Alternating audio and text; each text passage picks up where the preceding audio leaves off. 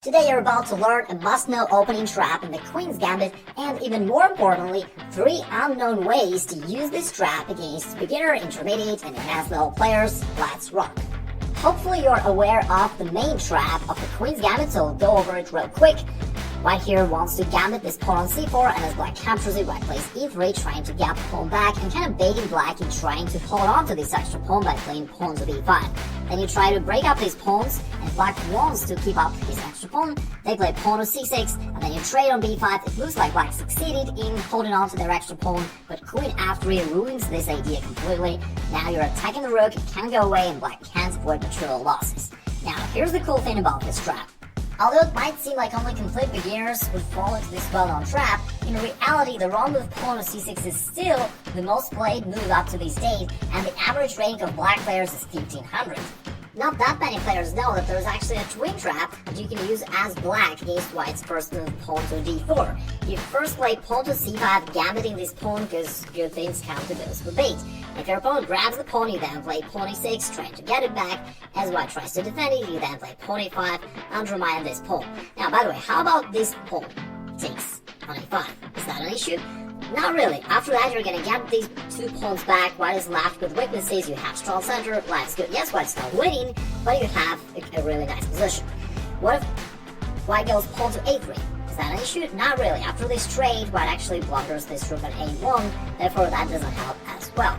So finally, if White wants to maintain this pawn chain and hold on to their extra pawn, they gotta play pawn to c3. But then after this trade, they fall into the very same trap, just with the opposite color.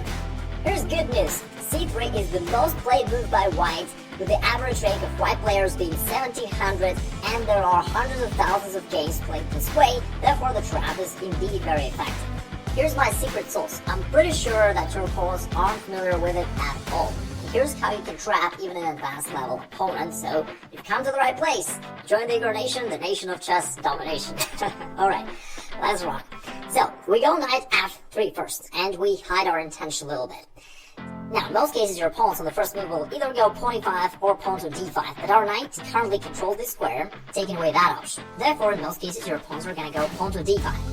Now we play the same gambit move, pawn c4, and good news is that in this position, accepting this gambit pawn is the most played move by Black. Alternatively, they might be tempted to push the pawn forward and to seize space, and we'll talk about both these options. But let's start from the most common one, pawn takes c4. We now play pawn e3, aiming to gap this pawn back and just have a better position with better development and greater center control. So what if your opponent tries to hold on to this pawn? Initially, you follow the same line, a4, trying to break up his pawns. Black tries to solidify his pawn structure. We end up with this position. And now here comes the difference. You can't play queen to f3, targeting the rook, because this square is taken away by the knight. So what do you do then? Well, we have something in mind. You initially play knight to c3, attacking this pawn on b5. And in most cases, they're getting defended by the bishop. This way, bishop d7. Why would they do so? They can't really defend it that way because of the similar tactics to the main trap, knight takes b5. If they recapture, they're going to lose this rook on a8 because the pawn is being down to the rook. That's not going to work for Black. What if they try to push forward b4? Well, that fails to queen a4, double attack to the king and this pawn on b4, and after that we'll pick up the other pawn on c4 as well, and we'll also get a winning position. So that fails as well. And actually your opponents in most cases are going to figure this out, and they're going to play bishop d7, defending this pawn that way. And now after knight e5, 7 moves in the game, you've basically won the game already.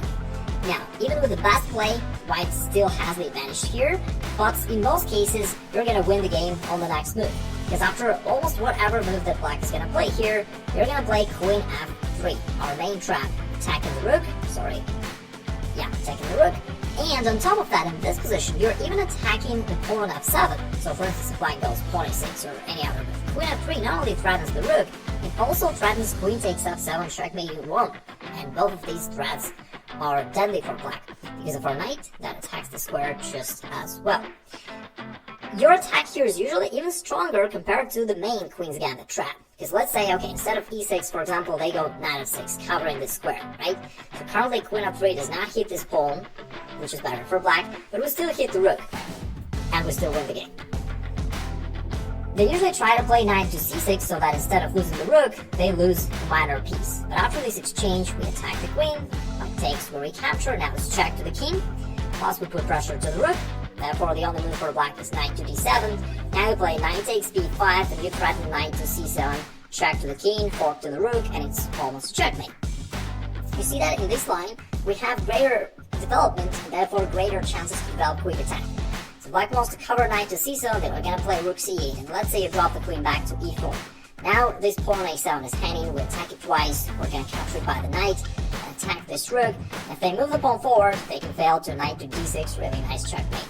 That covers your opponent accepting the gambit pawn. But how about them pushing the pawn forward, trying to take advantage of the fact that you haven't played pawn to d4 yourself, like trying to seize space by going pawn to d4. What do you do then? Well, then you play e3, attacking this pawn. And in most cases, black will try to solidify it by going pawn c5. What if they trade on e3? Is that an issue? Not at all. Because if black actually trades on e3, just think about this. They've wasted several moves, moving this pawn only to trade it off at the end, and they're currently completely passive. Right? Well, you have some development already. We're going to grab the center, and certainly you have a superior position here. Therefore, an exchange on e3 is good for you. But they usually are going to play pawn c5 because they wanted to gain that space advantage. Now you continue undermining his pawn center by going pawn b4. So you want to take away this pawn so that this pawn is going to be lost, and you will, in any case, will get advantage in the center. On amateur level, the most played move by black is b6, which kind of makes sense, right? They're trying to hold on to their central pawn chain. So they go pawn b6, and if they do so, they're done. So you trade on c5, and then you play the move similar to the previous variation. We go knight to e5 because we want to vacate this square for the queen. And plus our knight also helps to possibly target certain other squares in your opponent's position. And now it's really tough for black, because in the vast majority of the cases they're going to play some development move, they're going to fail to this idea queen f3, and they're going to lose immediately. Even if, for some reason, either because your opponent is super smart or super lucky, they're gonna play the move bishop to b7, and now you can't play queen f3 anymore. So that's basically the only move that can prevent you from doing so.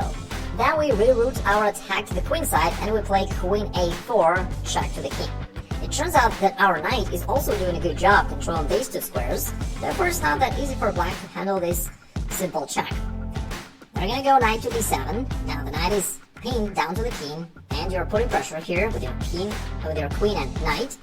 And now you trade on d4, and after that you push the pawn forward to c5, creating multiple threats.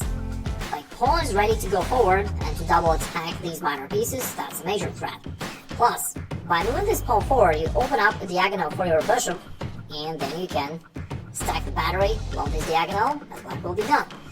And also additionally, your queen is now attacking this pawn on d4, which is a less big issue for black, but still an extra pawn is still nice.